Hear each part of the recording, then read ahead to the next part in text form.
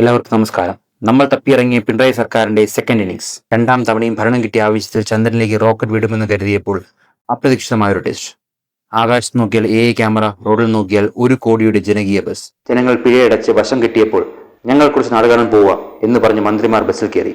Safe Keralam മുതൽ നവകേരള സദസ് വരെ ശരിക്കും ഒരു ആറാട്ട് തന്നെയായിരുന്നു. ഹെൽമെറ്റ് ഇല്ലാത്തവനെ മാത്രമല്ല, സ്വന്തം പാർട്ടിക്കാരെയും വീട്ടിലാക്കിയ 726 AI ക്യാമറകൾ.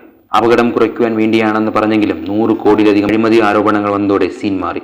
ജനങ്ങളുടെ പോക്കറ്റിൽ നിന്നും പൈസ പിരിക്കാൻ വെച്ച ഈ മെഷീൻ ശരിക്കും സേഫ് കേരള ആയിരുന്നോ അതോ സേഫ് കളക്ഷൻ ആയിരുന്നോ? ക്യാമറ കണ്ണു തുറന്നാൽ പോക്കറ്റ് തന്നെ കീറുന്ന അവസ്ഥ. അങ്ങനെ 1-ാം നമ്പർ കേരളത്തിന്റെ ആ 1-ാം നമ്പർ ബസ് ഇറങ്ങി. ഭാരത് ബെൻസിന്റെ ഏകദേശം 1 കോടി രൂപയുടെ ലക്ഷറി ബസ്സിൽ മുഖ്യമന്ത്രിയും മന്ത്രിമാരും നാട് ചുറ്റാൻ ഇറങ്ങി. നവകേരള സദസ്സിന്റെ ഭാഗമായിരുന്നു ഈ പദ്ധതി.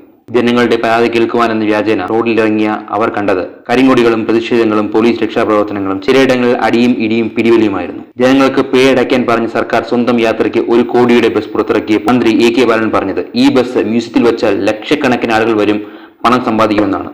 പിന്നെ ജനങ്ങൾക്ക് അതല്ലേ പണി. എല്ലാം പുകഞ്ഞു നിൽക്കുമ്പോഴാണ് ചില വെൽഫെയർ പെൻഷൻസ് 600-ൽ നിന്നും 1600-ലേക്ക് ഉയർത്തിയത്. ഇത്രയും തലവേദനകൾക്കിടയിലും ഈ ഒരു നടപടി കണ്ടപ്പോൾ സർക്കാരിന് ശരിക്കും ഒന്ന് ശ്വാസം വിടാൻ പറ്റി.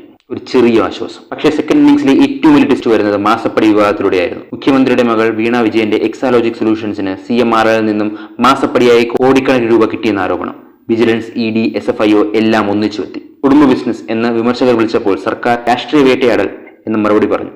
2023-24 ഏറ്റവും കൂടുതൽ ചർച്ചയായ വിവാദവും ഇതുതന്നെയായിരുന്നു. ജനങ്ങൾക്ക് ഇത് സ്വന്തം കുടുംബത്തിന്റെ സേഫ് കളക്ഷനോ എന്ന് ചോദിക്കേണ്ടി വന്നു. അങ്ങനെ 2024 മെയ് വരെ എത്തുമ്പോൾ ഭരണം മുന്നോട്ട് പോവുകയാണ്. പിഴയൊടുക്കലും ലക്ഷറി ബസും മ്യൂസിയം ഡ്രീമും മാസപ്പടി വിവാദവും ജനങ്ങൾ എത്രത്തോളം മറക്കും? അത് ലോക്സഭാ തിരഞ്ഞെടുപ്പ് ഫലം നോക്കിയാൽ കുറച്ചൊക്കെ മനസ്സിലാവും. അടുത്ത ഭാഗം 2024 വലിയ ഇലക്ഷൻ ഫലങ്ങളും മദ്യനയ വിവാദങ്ങളും നമുക്ക് പൊളിച്ചെടുക്കാം. See you next time.